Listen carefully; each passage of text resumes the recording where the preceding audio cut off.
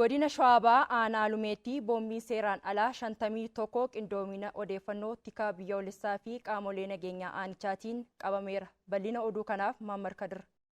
Boombiin seeraan alaa naannoo Amaaraa magaalaa Minjaar Shankooraa irraa konkolaataa hiruu fi deddeebisa uummataa lakkoofsi gabatee koodii 342 Ooroo ta'e keessatti dhokfamee gara aanaa Lumeetti otoo geeffamaa jiru qindoomina odeeffannoo tika biyyoolessaa fi qaamolee nageenyaatiin shakkamtoota 4 waliin qabameera. Meeshaa waraanaa seeraan alaa kan qabame ka'umsiisaa naannoo Amaaraa magaalaa Minjaar Shankooraa irraa ka'ee gara aanaa Lumee seeruuf gaafa deemu odeeffannoo fi hojii qindoomina qaamolee dhimma biyya keessaa kan walootee jechaan kan qabame kun. Hojii seera alaa kun hin bal'ata jechuudha.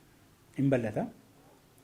Kana irratti immoo poolisiin keenya halkanii guyyaadha hojiin hojjetamu. Kana waan ta'eefis meeshaaleen qabamaa jiru meeshaa salphaa miti jechuudha. Boombiin makiina tokkotti fe'amee jiru boombii 51 engadda guyyaa tokkotti konkolaataa tokko keessatti kan qabame kanaan duras rasaasni adda addaa maanaa sana keessatti sakatta'iinsaatti baay'eetu qabame seeratti dhiyaate walumaa gala sochiin meeshaa waraanaa seeraan alaa kun bal'inaan jira. Inni kun maaliif socho'aa kan jedhamu hin beekama jechuudha. Hin beekama biyya kana ittiin jeequudhaaf uummata kan tasgabbii dhoowwuudhaaf bakka hundatti jeequmsa kaasuudhaaf ummata nagaa kana tarkaanfii fudhachuudhaaf boombiin kun kanumaaf gala jechuudha. Rasaasni kun kanumaaf gala biyya kanatti hin diiguudhaaf. Meeshaaleen waraanaa kunneen guddina dinagdee biyyaa miidhuu bira darbee yaaddoo nageenyaa ta'uu waan danda'uuf hawaasni naanna'insa meeshaa waraanaa seeraan alaa kana ittisuuf qaamolee nageenyaaf tumsa barbaachisu gochuu qabu jedhaniiru. Boombiin kun hundi dhaqee hojii kanaaf kan oolu yoo ta'e lubbuu nama meeqa akka miidhuu danda'u asumarraa tilmaamuun hin danda'ama. Kanaaf kan inni deemaa jiru lubbuu haga kana balleessuudhaaf jechuudha. Boombiin kun rasaasa tokkoon yoo xiqqaate nama tokkotu lubbuun isaa darba. Boombii 51 garuu hawaasa gamee akka miidhuu danda'uu fi lubbuun nama meeqa darbuu akka danda'u namni tilmaamuun nama rakkisu.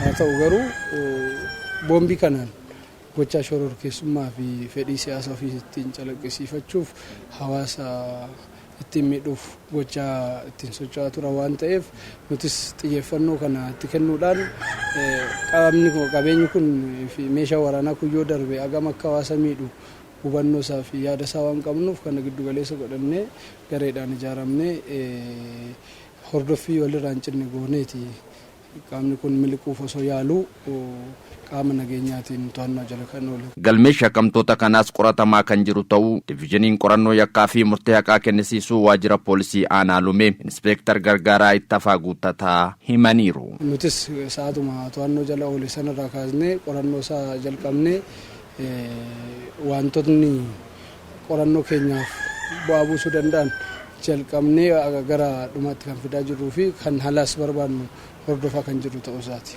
Yakkamtoonni yeroo yakka raawwatan tooftaa garaagaraa fayyadamuu danda'u waan ta'eef qaamoleen nageenyaa yeroo sakatta'an of eeggannoo gochuu akka qaban yaadachiisaniiru. Amma konkolaataan kun gaafa qabamu yoo ilaaltu himala of keessaa hin qabu. Kanaaf gochaan shororkeessummaa xiqqaan badii guddaa geessisuu danda'a waan ta'eef meeshaan waraanaas boombiin tokko akkuma amma dubbanne nama hedduu miidhuu waan danda'uuf boombiin tokko as keessa dhokatee darbee taanaan isaaniif gooltii yookaan galma yakkichaati.